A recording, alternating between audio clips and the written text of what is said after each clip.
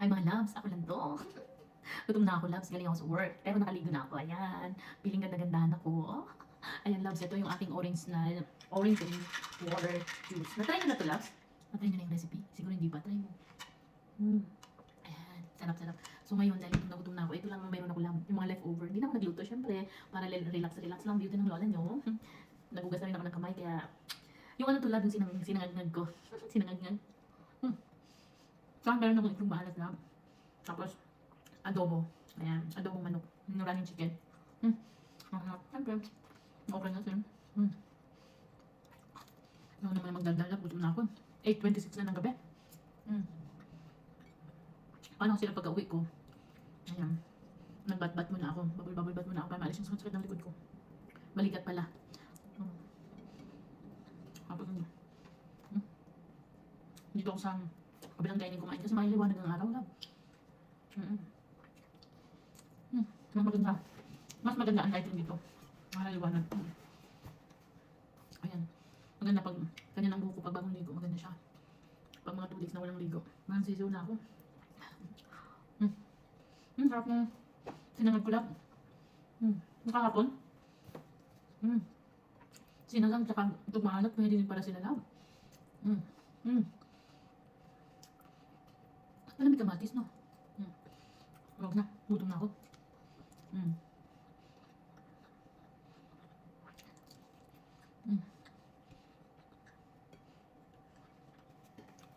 Habal na bangs ko.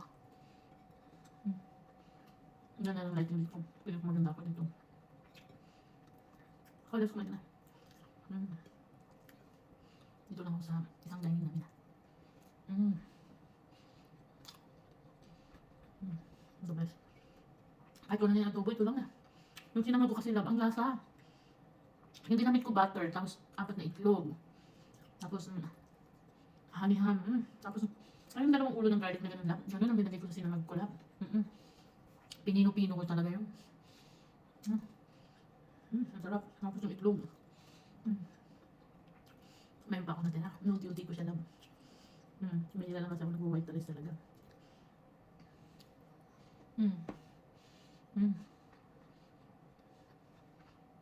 Tapos meron kang ganitong juice na gawa mo. Tapos nakain ba? Promise. So refreshing. Wala pang asukal. Yan. Walang asukal, tubig lang at saka yung lemon. Yung orange ko. Kung hindi nyo pa nakita yung recipe ko lang, tingnan nyo dyan sa reels ko. Napakadali lang. Ako pala lang, pagdating sa mga juice, ayaw ko yung mga hinahalo-halo ang prutas. Ang gusto ko lang, mono juicing. Yung isa lang, isang fruits lang. Example, cucumber lang. Raspberry, kung meron kang strawberry lang. Blueberry lang, ganyan. Ayaw ko yung mga hinalo-halo, yung smoothie, kung hindi ko masyadong gusto. I mean, okay lang, yun naman ako, pero kung ako ang gagawa, mas gusto ko yung ganun. Pati sa pagkain lang, example, pagkain, ayaw ko naman hinahalo-halo sila. Pag tinanong, pag ito muna ang inulang ko, ito muna ang kakain ko. Diba? Pero, vlog ko to.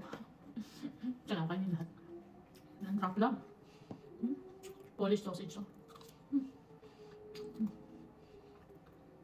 Sarap ng ligo ko. Kamusta naman yung adobo? Kinukulbit na ako. Kung naalala niyo, nagluto ako sa adobo. Ng running chicken. Tapos sinipla ko. Ito yung huli. Gusto ko yung manok na ganito lang, yung running chicken. Kasi makunat-kunat yung ano. Makunat-kunat yung karne. Ang sarap. Ang sarap.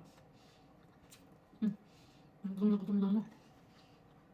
Ang sarap-sarap kumain pag gutom na, promise. Ako pag hindi ako gutom, hindi ako masyadong kakain. Hindi ako kakain ng gutom. Try mo yung gutom ka lang. Ang sarap ng maya, ang sarap ng lunok. Kahit anong ulam mo, ang sarap. Ganun yung feeling ko na pagkain. Yung mga nails ko pala. Ganda.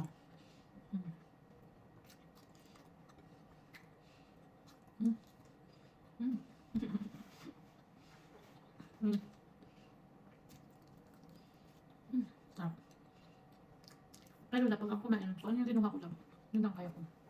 Hindi na yung pagkatapos ng video, tutuloy din tayo. Hindi ko natapos, kakain ko yung tuloy. Nga pala loves, mag-comment na kayo dun sa gusto nyo ba ng Montiaw kasi sa weekend na ako mag-video ng Sin Manalo doon. Okay?